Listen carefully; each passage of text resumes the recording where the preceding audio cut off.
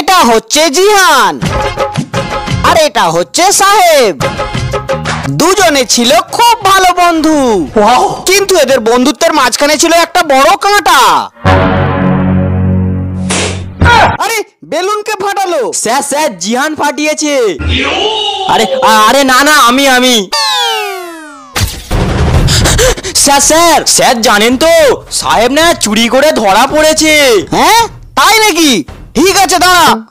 এই সাহেব, তুই নাকি চুরি করেছিস? আর একবার যদি ওরকম করিস না তোকে ক্লাস থেকে বের করে দেবো। এ সাহেব জানিস তো তোর এই চুরি করার কথাটা না জিয়ান স্যারকে বলেছে।